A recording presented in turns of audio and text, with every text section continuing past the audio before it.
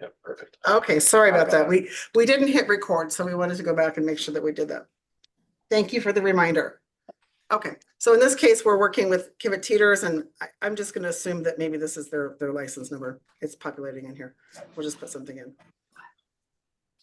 So you definitely want to make sure that you are inputting the license number of the brokerage. And again, if you're using the MLS Connect system, and I'll demonstrate that at the end, it will bring all those details in for you.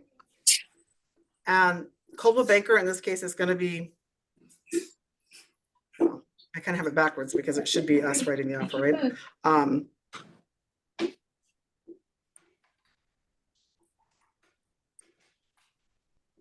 Okay, it's not good.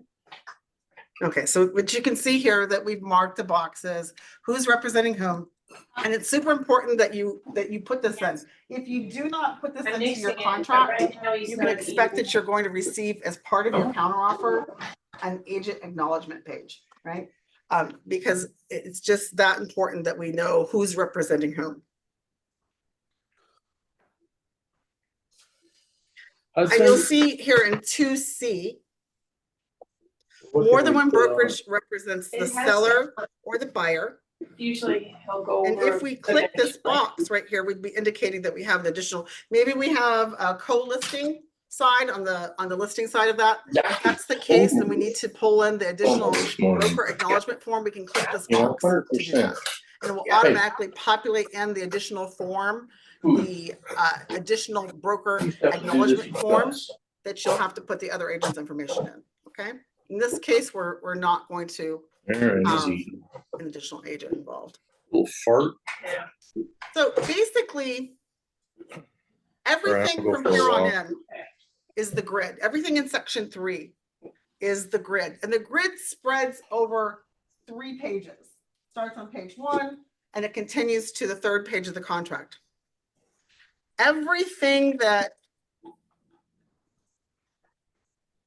all the details of your offer will all be listed here in the grid. Everything from the purchase price to how long your offer will take before it expires to the terms of your offer are all going to be listed here in this grid. So we're going to start here in section 3A right here. And you'll notice on the grid, I'm just going to give a quick little description of the grid. So everything in this column on the left-hand side where you'll see A, B, C, D, E, E3, F, all the way down the left-hand column.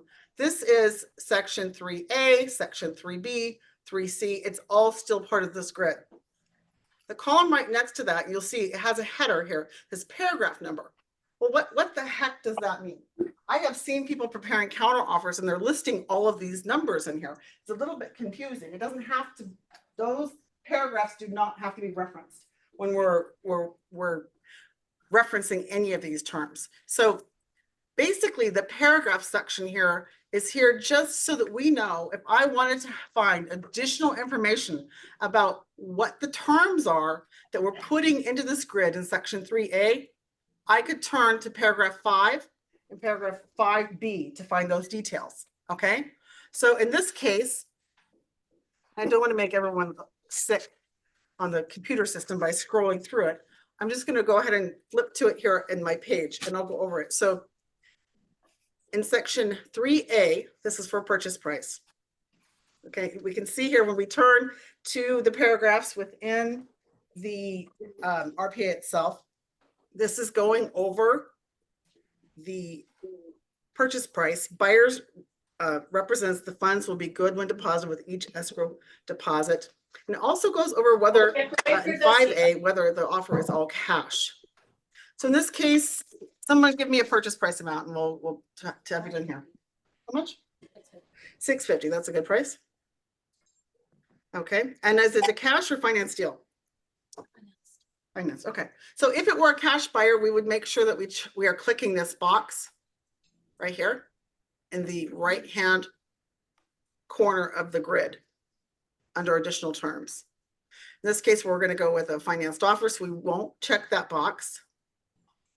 So we're going to go down to 3B. Thank you. And 3B goes over how long we wish to have for an escrow period.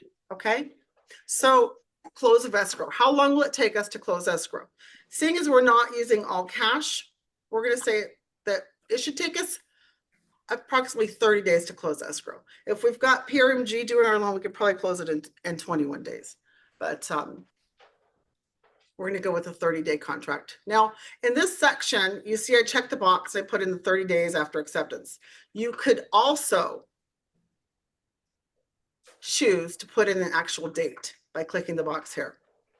Okay, you click the box here, and then you could literally go through. Obviously, you don't want to close today, but we could go through and we could count out the days and select it on the calendar. Okay.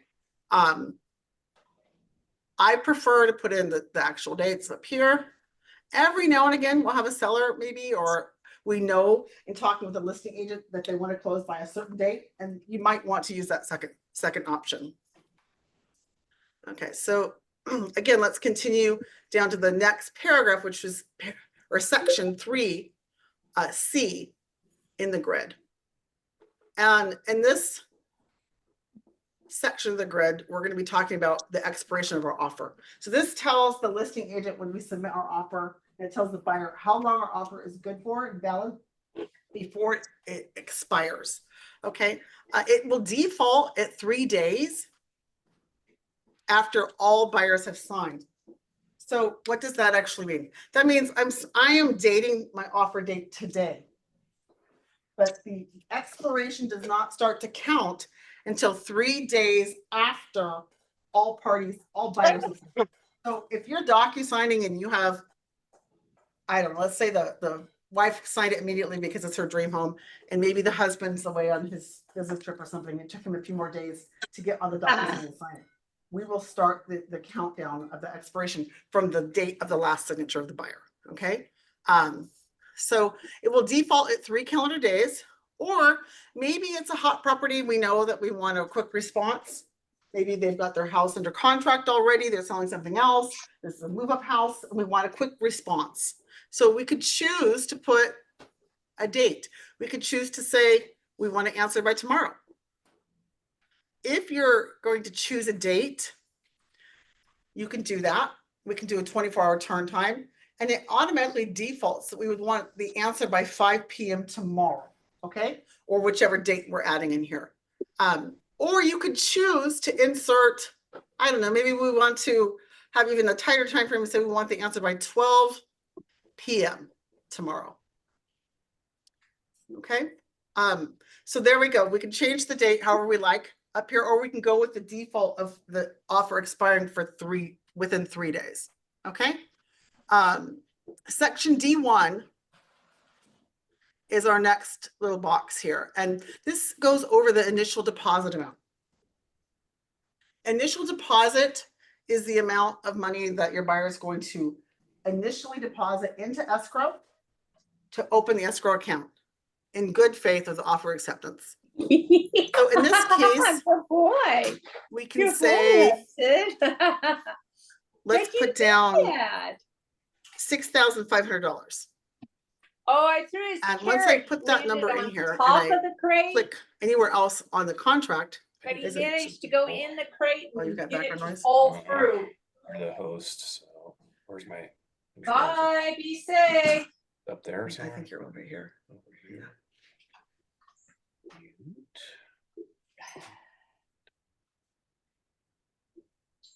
Sorry about that, everybody. That's okay. Don't need to hear about. All right, thank you. Thank you, Mike. I do not have the sound on my side, so I could not hear any background chatter, but thank you for catching that. Okay, so again, 6,500, you can see when I put that amount in here and then I click anywhere else on the contract, it's automatically figuring out what percentage of the purchase price that is, right? So what if I wanted to say, we're gonna put down 12,800 as my EMD? You can see it's automatically gonna adjust it. Once I click out of it, that's a 1.97, right? So you can really see exactly what the percentage is. I had an agent mention to me recently that they're seeing some agents from LA area actually wanting to see an increased deposit of 3%. You know, it's not a bad thing to actually ask them if they are an out of area agent and you're really vying to get your offer accepted. What do you feel is an adequate amount, right? if your clients have ability to put down any amount that they like. But just remember, anything that you put here could be up for grabs if your clients back out after they remove contingencies, right? Because they can keep up to 3% of the purchase price should your client default, but we'll go over that later in the contract. So let's jump over here on the right. So the earnest money deposit we've deemed is going to be $12,800, which is 1.9% of the purchase price. Okay.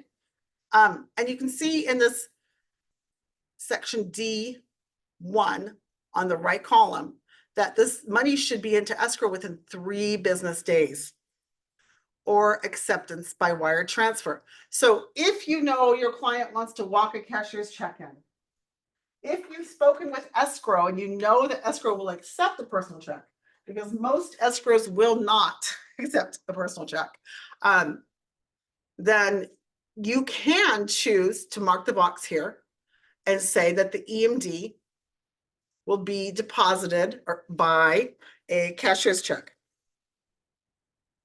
Now, if you're not putting that in there and your buyer wishes to take a cashier's check in, there's going to have to be an amendment to the agreement, because we have to go by, and escrow has to go by what your contract actually says, okay? So if you know they're good with the wire transfer, ask them that question right up front. Maybe they do want to do the wire transfer. The other portion of this is, again, the money should be deposited within 3 business days, right?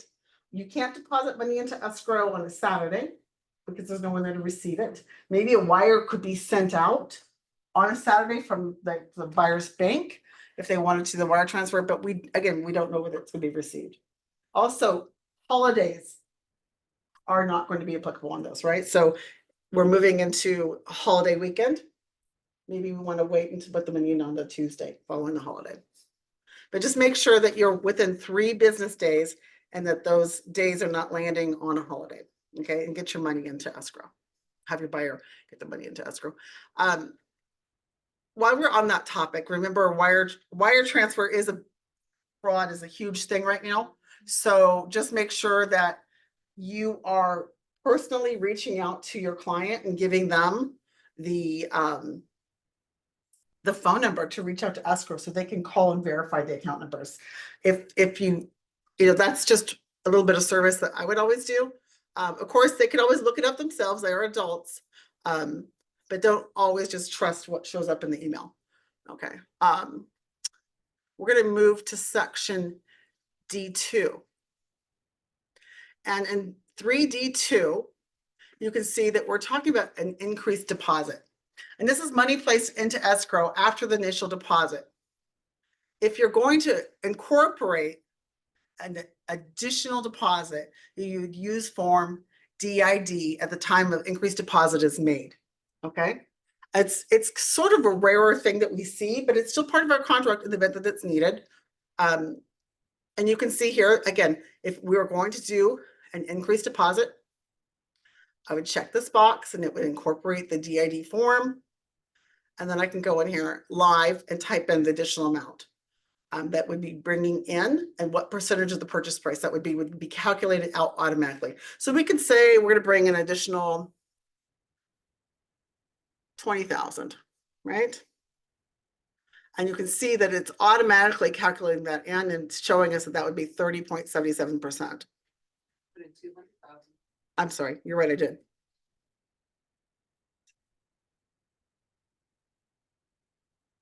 There we go, 20,000.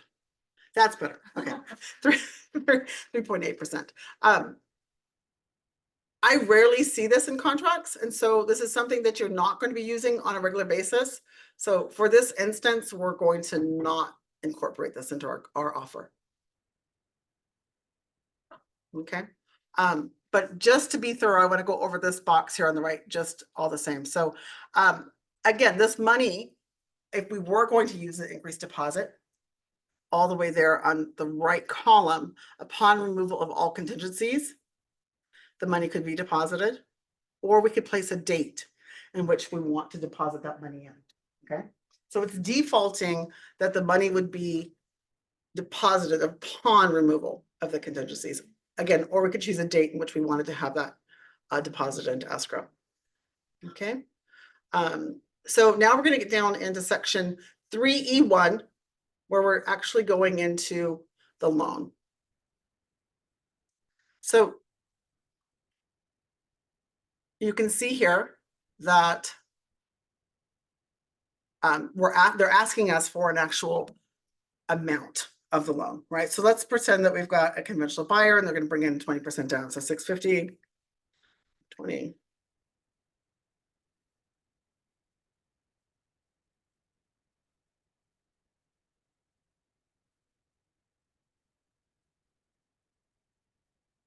Seven, 17,200, so.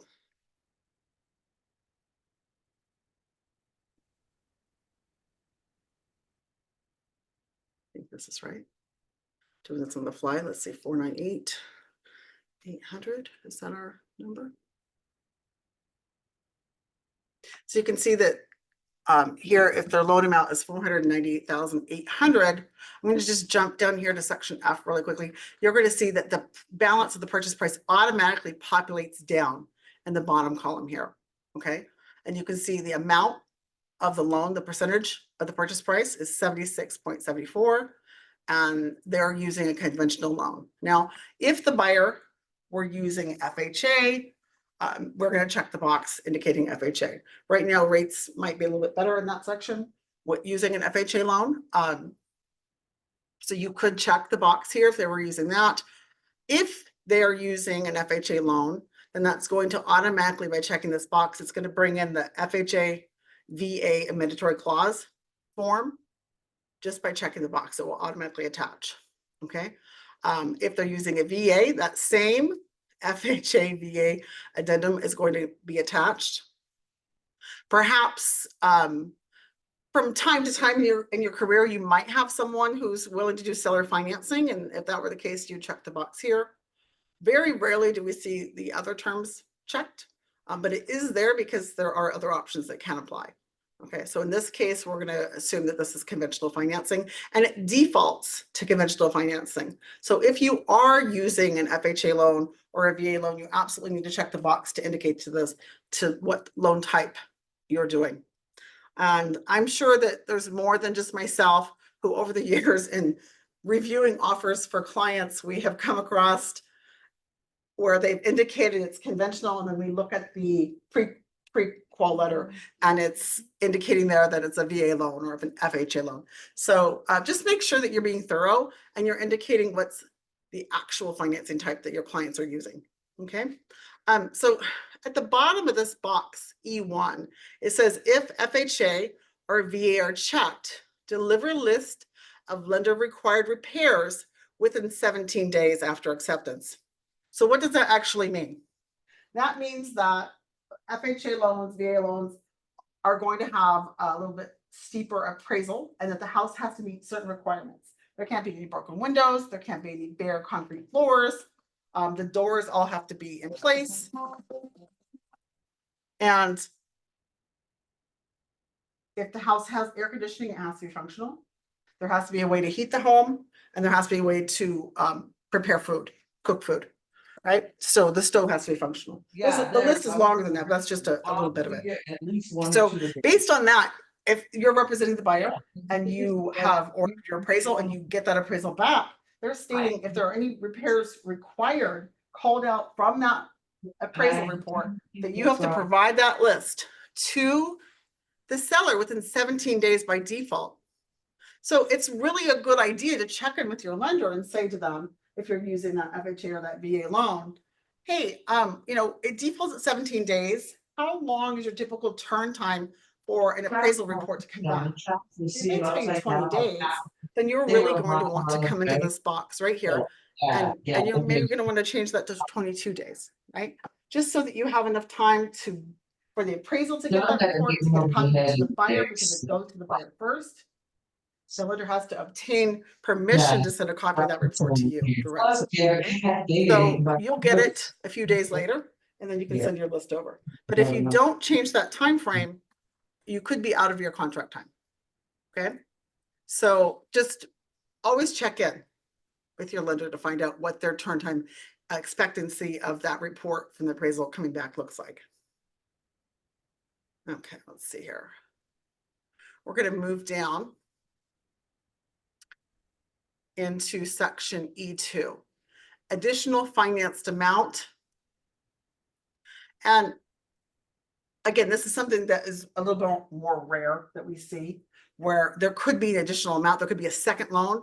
I know there was a time in the early 2000s where we saw this quite a bit. And it could have possibly led to some of that meltdown that we saw. But there was a time it was very, very common, which we saw additional second loans basically coming with a purchase. So if your client is using an additional loan or a second loan, you would indicate the amount of that here.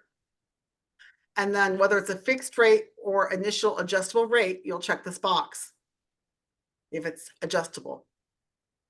And then you can indicate, again, that the loan points not to exceed a certain percentage, right? Buyer to pay up to how many points, and also not to exceed the percentage rate in which your buyer and your lender have discussed.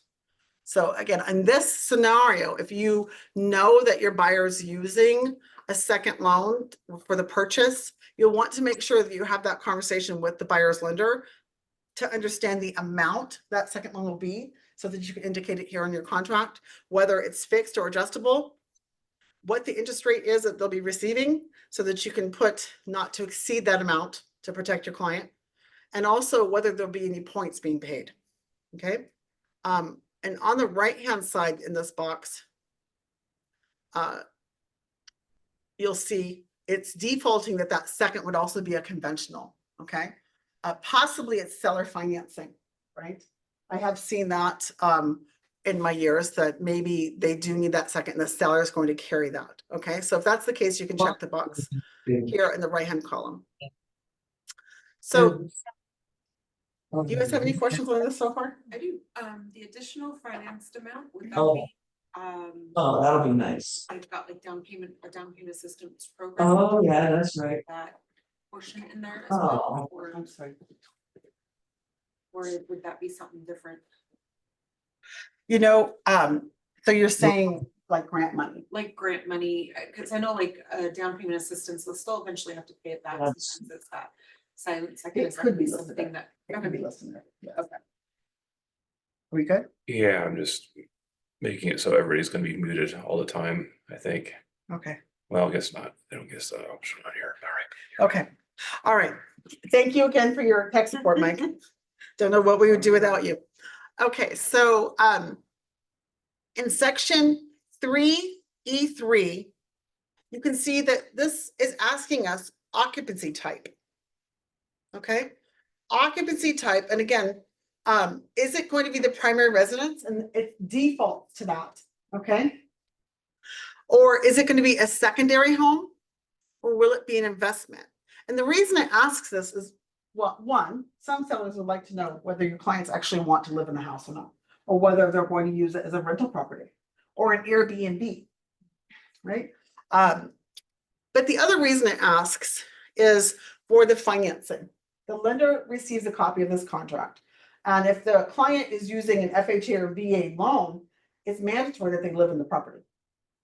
Okay, if they're purchasing it for anything other than primary, then that could change the parameters of the loan that they're actually looking to do, where it may have to be an investment style loan where rates and down payments might fluctuate depending on how many homes the purchaser already owns.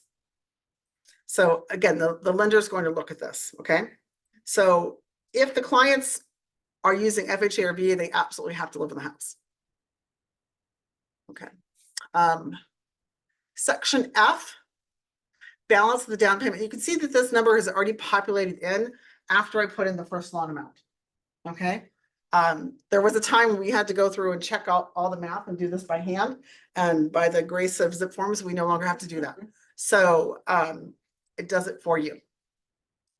So again, right below the F box, you're going to see total of purchase price. So this should be the amount that they are offering for the house, which again, is $650,000. And we're going to go ahead and move into page 2, and again, this is page 2, we're still in the grid. And when we're looking at the grid, this again, this is all the details, the nitty gritty terms of the offer, okay? Everything that the buyer is asking for and asking of the seller, okay? So again, we're gonna start at the top of page 2. We're in the grid, and this is 3G1. So seller credit, if any, to buyer. So if we are asking for concessions for closing costs, we're gonna ask for it right here, okay? So in this case, let's ask for some closing costs. How much closing costs should we ask for, Stephanie? 10,000, okay. So we're gonna check the box that we are asking for closing costs of $10,000. And you can see that we're asking for 1.54% of the purchase price, which is not bad, because usually they can give up to about 3%, right?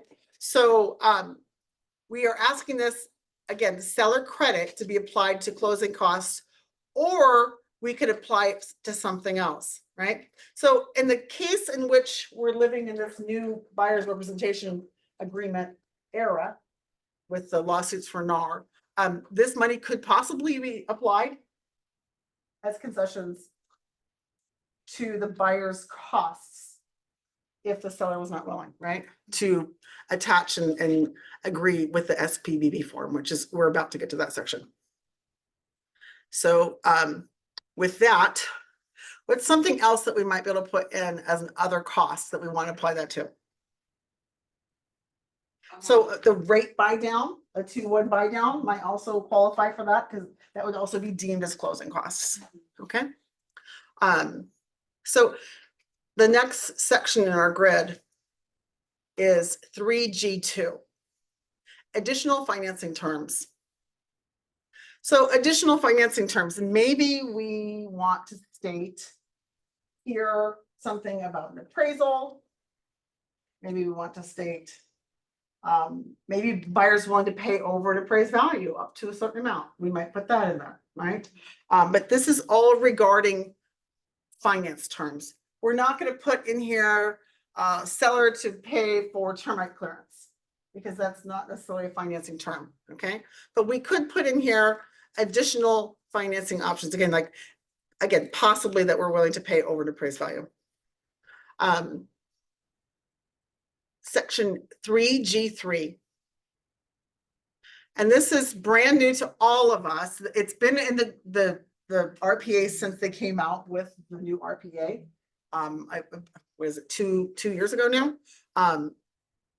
This section, if you are working with a buyer and you are asking the seller to pay your compensation, if you're asking the seller to pay your compensation, you absolutely need to check this box. And this, by checking this box, it's indicating that we're asking the seller to agree to pay the obligation to cover the cost of buyer's compensation to buyer's broker under a separate agreement, CAR form SPBB. Okay, and what does that mean? That means that we are asking, even though they're not offering anything in the MLS, we're still going to present our offer to the seller requesting that they pay our compensation. Now, obviously it's a negotiation, they could counter back and forth, but you would still attach this form to your offer and cross your fingers and say a prayer that they're willing to cover some of it for you. And when we check this box, it's automatically bringing in the SPBB, the seller's payment concession for buyer's broker compensation. Okay, so it automatically populates in that is now being added to your contract, and you'll fill it out in time. Okay, so any questions on that? Okay. So next section, 3H1, covers the verification of all cash sufficient funds. And what does that mean? So we did not indicate that we have an all cash offer on page 1 in the grid. We indicated that we're using a loan. But if we had indicated that we were using an all cash offer, it defaults here that we're attaching proof of funds to the actual offer. Now, if you're writing up an offer and your client is writing it up all cash, the odds of them taking your offer seriously if you're not submitting proof of funds, you know, especially if you're competing, it's kind of slim. So you really should have the conversation with your clients about providing you proof of funds to attach to the offer. I have seen it happen where maybe they're selling a home and they are looking for a net sheet from the escrow officer and they don't have it quite yet. So maybe they're going to check the box here and say that they'll have it to you in, 1 to 2 days based on it's coming from an estimated net sheet, right? Or perhaps they can't get the latest printout of their 401k that they're pulling the money out of their retirement account or whatever that might be. But it really does impact how serious your offer is being looked at by the seller and the listing agent if you're not attaching the funds. So, I believe good practice is always attach the proof of funds if you're writing an all cash offer. And again, if you're not attaching it, you should check the box indicating how long it will take you to provide that after acceptance. Now, I honestly don't think it's a good policy to accept an offer that's all cash without having seen proof of funds. So I think it would behoove you to actually attach them. So with that, let's move on to the next box, which is 3H2. In this section, again, it's a verification of down payment and closing costs. So how is that different from the box right above it? So the box right above was if we were an all cash offer, we were going to attach proof of funds that we had $650,000 cash. Okay. And this box isn't about the all cash offer. We want to make sure that we have enough money to pay escrow fees, loan origination fees, tax impound fees, HOA fees, whatever those impounds look like. Okay. And again, you can get that number by calculating it yourself on the Lawyer's Agent One app, or really speaking with your lender and having them do the calculations for you. Okay. So in this case, we want to, again, attach to the offer that we're preparing proof that we have the money for the down payment and all of the closing costs that the buyer is going to need. Now, we did indicate in section G1 that we're asking for $10,000 in closing costs. So if we were coming up slightly short on our closing costs, that would, by 10,000, that would make sense. But if maybe we have enough, but we still are asking because maybe we think the house needs some work, right? So again, it defaults that you're attaching the documents to your contract. In the event that you need additional time to provide that, you can check the box that you will have it to them 3 days after acceptance, or you can check this space here and put in that maybe it's gonna be 5 days after acceptance. Okay, again, I do not believe that most agents wouldn't counter you back requesting that right away. And to make your offer look the best for your client, you really should be attaching the proof of down payment and closing costs to your offer. Okay, so section H3, verification of the loan application. This is where you all should have a letter of pre-approval, pre-qualification, or fully underwritten pre-approval from your lender before you're actually even out looking at properties with them. So again, you're going to get with your lender and you're going to ask the question, what type of approval have you done for my buyer? Is it a pre-qualification? Is it a pre-approval, or is it fully underwritten pre-approval? And if it is fully underwritten pre-approval, you really want the letter that they send to reflect that, so that the verbiage there is matching what you're indicating in your offer. Okay. So again, you should be attaching this verification of the loan application with your offer. Default is that it's attached to the offer. If your clients haven't received something, or maybe they need a new updated one, maybe they've been looking at 575 and this house just wowed their socks off and they decided that they can go higher, but now they need a new pre-approval letter. Maybe you want to indicate that you'll have it to them within 1 day, right? After the offer is accepted. So we can mark the box here that we'll have it within 1 day after acceptance. Again, I think it would behoove you to attach it because you may not be taken as seriously if you're competing. And here, all the way in the right-hand column, we're gonna indicate, again, what type of loan. And how are we gonna know this? We're gonna ask our lender. Cindy or Tyler are gonna tell you whether or not we've got a fully underwritten pre-approval. So in this case, we're gonna indicate that we do. Section I is left blank because at some point, I'm sure that they'll add additional items in there, okay? So we're gonna just skip past I, and we're gonna go to 3J. So we're actually changing a little bit here. So what you're seeing is in the grid, they're really grouping sections together. So we're grouping financing and proof of funds all in one area. And section J, we're getting into verification of condition. So verification of condition is a walkthrough that you'll do with your buyer prior to closing. It is not a contingency on closing the contract. Okay, by then your buyer will have already removed their contingencies and they still have to close escrow. It's to verify that the house is in the same condition or better condition than it was when they agreed to purchase it. Okay, at this point, again, 5 days is what it defaults at. That 5 days before your buyer closes escrow, that you and the buyer will go and do a final walkthrough. You're going to verify that any repairs that were negotiated and agreed upon by the seller have been completed, and you're going to have your buyer sign the VP form. Okay, so maybe you want to do it 3 days before it closes escrow. So let's just change it to 3 days by putting 3 in here. All right, so our next section, 3K, is an assignment request. Assignment request, we see this quite often if we have investors purchasing. In the hot market we were in 2022, we had quite a few investors writing offers, and then we would see this assignment request, and maybe they would shorten all of their contingency times, but they would leave this assignment request at 17 days. Because they would basically just be handing this off in escrow to somebody else, or possibly another assignment request, maybe adding another buyer on.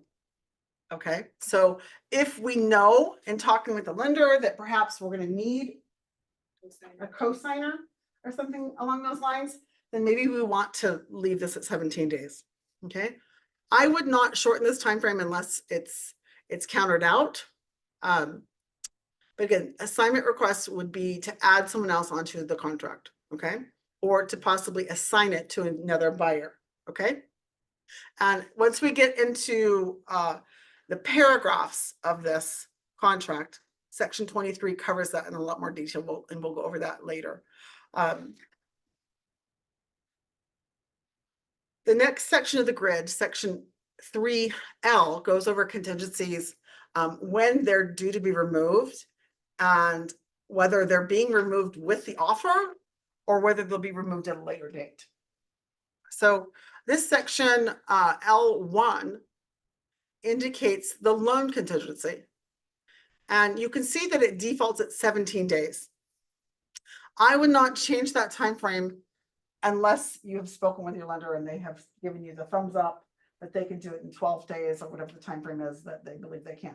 And if they haven't already done the fully underwritten approval, that might be tough to do. Okay.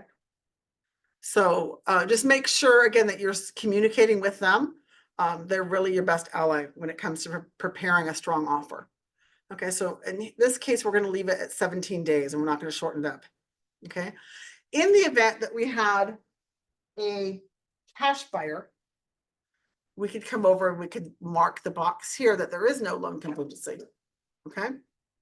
And that's only going to apply in the event that we have a cash offer that we're writing, or maybe our client has the money in the bank, they want to take a loan, but they could pay cash in the event that the loan doesn't come together, then you could mark that box as well. But that's a conversation you'd have with your client before you indicate that. So the next section here goes hand in hand with the loan, because if they're taking a loan, they're going to need to have an appraisal done.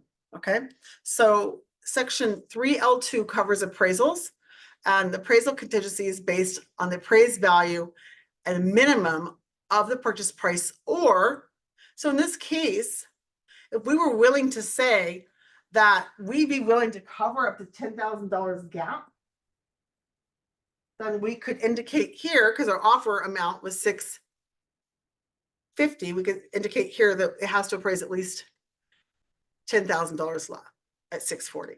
That's if our client's willing to cover a gap. We saw that quite heavily in 2022, where people were willing to cover that gap.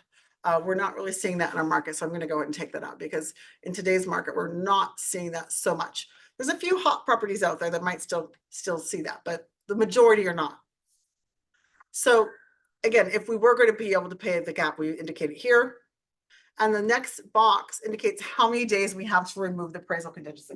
And again, I would not shorten this at all unless you have had the conversation with the lender and that they're going to order a rush appraisal.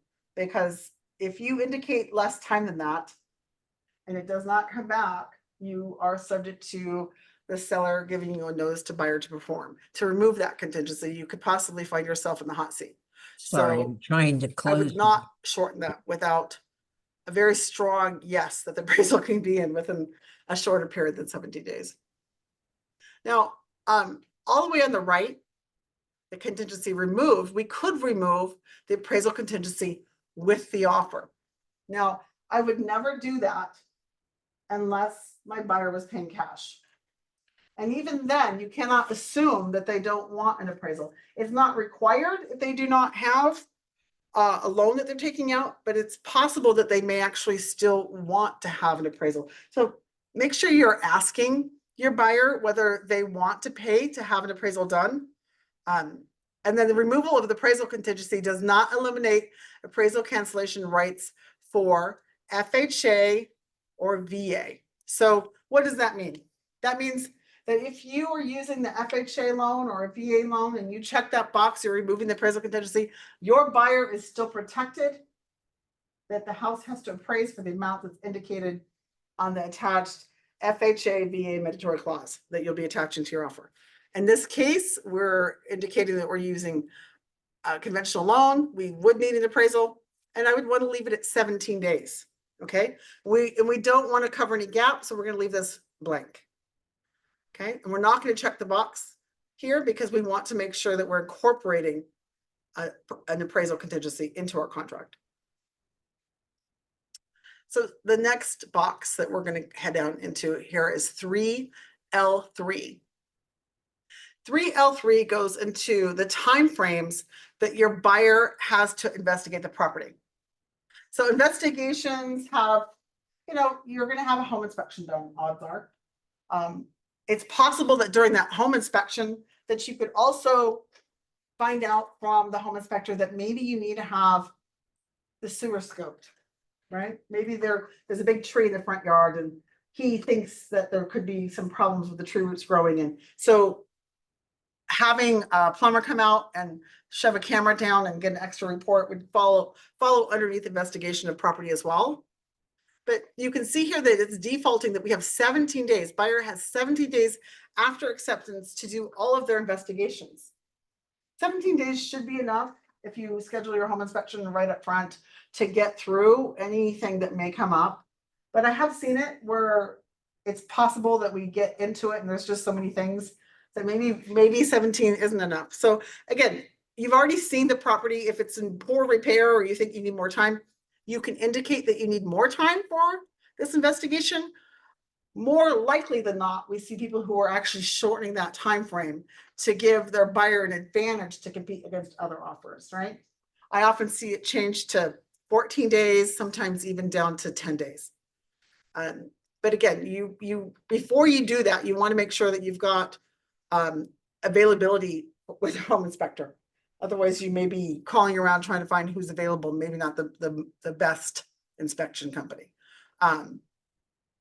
So the next portion of this, L3, is informational access to the property. Now, I see it quite often where people will shorten their contingency timeframes here to for investigation of the property to 10 days. But then all these other boxes below L3, which are the other section there for L3 or L4, L5, L6, then maybe they're all leaving those at 17 days. So really think about whether you're going to shorten them all or whether you need to leave some of these a little bit longer. So we'll go through all of them one at a time. So buyer's right to access the property for informational purposes is not a contingency and does not create cancellation rights and applies even if contingencies are removed. So what does that mean, informational access? Well, maybe your buyer just wants to go measure the space for the refrigerator to see if the brand new double French door refrigerator that they're looking at is going to fit. That's informational access. Maybe they want to go and, try to match paint chips, right? Whatever the reason is, that's informational access, and that falls under this. And so if you are indicating that you want this to be a shorter time frame than 17 days, the seller could deny access. Right? So you really need to think about whether you want to shorten that up or not. Because if we leave it at 17 days, that means basically any time that you're asking, within reason, they should allow you access. And then according to contract, the only other time they would need to provide access would be at your final walkthrough. So you really want to make sure that your buyers are satisfied. So if you're going to shorten this up, you want to let them know we are only going to have access to the property for the first 10 days or whatever it might be that you're changing this to. Any questions, concerns, walkthroughs, measurements, you want to show it to your sister-in-law, you want to show it to your parents. We need to get them up here and go through the house within that first 10 days. She's got it. Okay. So that is what the informational access is, and it's not a contingency. But most sellers are willing to cooperate with the time frame that you put in here. Okay. L4, section 3L4, and this is been added recently, and this covers insurance, and the contingency of finding homeowners insurance has become such an issue lately, and I think that we're in for another 2 years of it, to be honest, based on my conversations with some insurance brokers. So we're just seeing the tip of the iceberg right now. Based on that, it's super important that your buyers understand that they need to be shopping for their homeowners insurance policy immediately.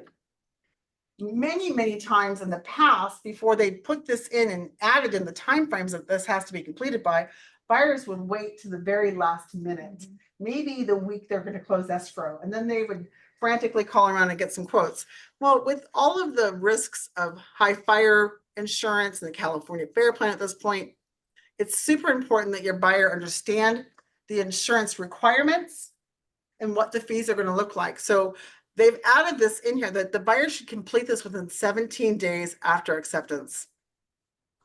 And I'm just going to go a little step further with that. If you are showing properties up in the hills or in mountain areas that are definitely, high fire spaces, you may want to be looking at that price before you write the offer, based on the fact that they could get their offer accepted and find that they don't want that payment with the fire hazard insurance, right? Or the California Fair Plan wrapped around. So it's important that they know up front what those costs are going to look like. So when we're dealing with a flipper, they would carry the insurance for the 30 or 60 days during the flip, right? They typically would, right? Yes. Accidents, whatever. Okay. Yes. And they should still be shopping. They probably, if they're flipping properties, they probably have a broker that they're used to using. Okay. And would call them on the fly and get their numbers. But, if it's an area that they're not regularly buying in, then they may need recommendations. So we could shorten our inspection to 10 days. Now that this insurance is its own contingency, we could leave it at 17 if we're showing in the mountains, right? I would definitely recommend that until you know that they're satisfied with the rate that they're getting. I would not shorten the time frame on insurance because it's such a hot topic right now. We are seeing such an issue with it. I don't think I would shorten that unless we know going in that they've already got a plan that they're happy with. Okay. So let's move on to the next topic here, which is the 3L5. And this has to do with the review of seller's documents. So as you all know, I'm sure, there was a whole package of disclosures which seller will deliver to the listing agent. The listing agent will provide those to you, the buyer's agent. So with that, the box here says that we have 17 days, and this is by default, 17 days to review all of those documents, okay? This says 17 days after acceptance or 5 days after delivery, whichever is later. Now, what does that actually mean? So we have seen it in the past where sometimes disclosures come over late, right? Maybe they came on day 20. And so you couldn't remove your contingencies on those, or maybe if you were asked to, you get additional time frame of 5 days in the event the documents come late, okay? So 17 days to remove contingencies or 5 days after delivery, whichever is later, okay? Because we want to make sure that if those documents are being delivered late to you, the buyer's agent, and therefore late to the buyer, that the buyer still has time to read them and really digest what's there, and if they choose to still back out, that's giving them the space to do so, okay? So if the disclosures come late, then that gives additional 5 days, okay? Now, sellers' documents also are going to include any reports that they have, right? Maybe it's a septic report. Maybe it's a termite report, right? But that's still part of the seller's documents that you're going to review. And so if those come over late, it will trigger those additional 5 days, okay? Moving down to our next section, we're still in the grid, 3L6, preliminary title report.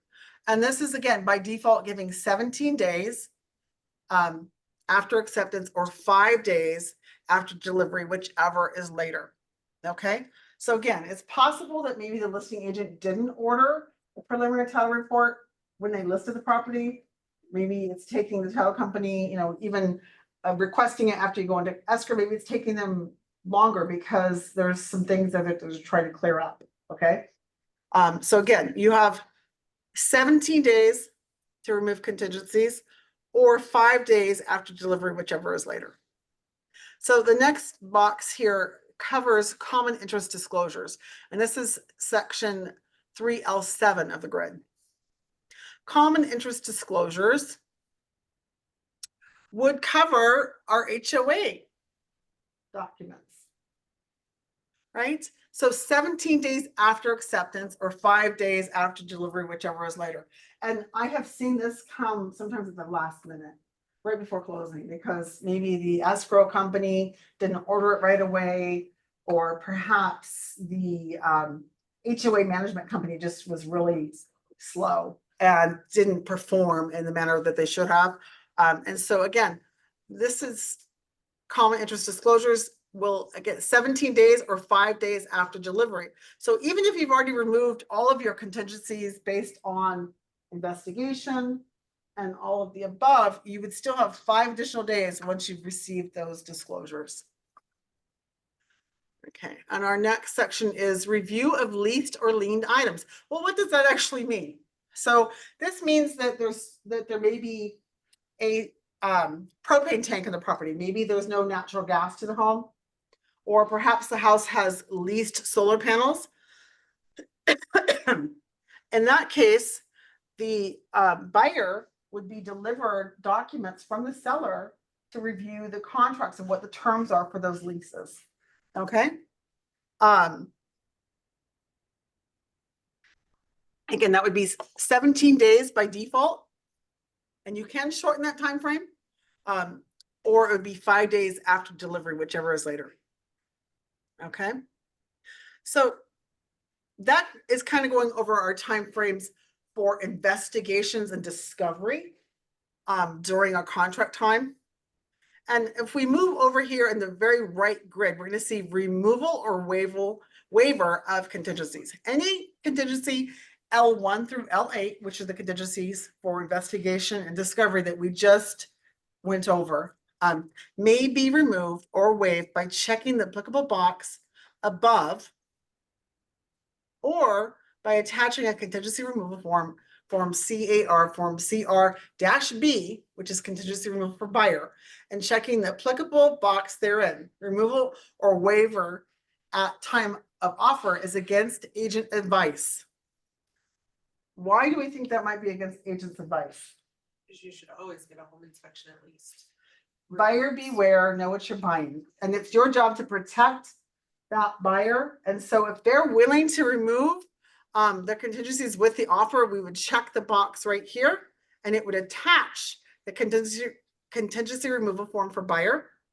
And then we could indicate what they're willing to do. But it also is very clear that if they're willing to do that, they're acting against our advice. And that's to protect the client as well as yourself. Okay. Next section that we're going to discuss is section 3L9, sale of buyer's property. So if the buyer that you're working with already has a home in which they're living in, they may not have to sell it in order to buy a second home. Most people, however, do. They need to sell that first home, take the equity out of it, and then apply it to the purchase of the replacement home. And if that is the case, then we need to indicate this here. Sale of buyer's property. Sale of buyer's property is not a contingency unless checked here. And by checking this box, it is going to incorporate the contingency on purchase of replacement property. Okay? Or I'm sorry, contingency, I'll check the box, the contingency on them selling their property, contingency for sale of buyer's property. And so if they don't have to sell their home in order to purchase the new one, maybe they are financially secure and they're going to place a tenant in their current home. And if you're not sure, make sure you're asking buyers these questions, especially if it's someone who's in their very first home. Maybe they don't know, or maybe they haven't had the conversation with their lender whether or not they can qualify for both. So present to them the options. One, ask the lender, do they qualify for both homes, or do they have to sell this property, right? And have that conversation with your buyer. And if they do need to sell it, you're going to attach the COP form. Okay, we're going to go down here into section M, and this goes over possession and when the keys will actually be delivered to the buyer. So actually we're at an hour, so I'm going to end right there, and we'll pick up here next time in part 2 of the RPA. So any questions at all before we end? Okay. All right, I'm going to thank you everybody who joined. I do have a couple people that have said stuff in the chat, so I'm going to take a look at that. Okay, so it's all about muting. Okay. All right, people, thank you so much for hopping on today, and we'll see you next time. Woo. It was a lot. Go drink some water. End the meeting, it'll stop your recording. Oh, I thought I did end it. Oh, end meeting, okay.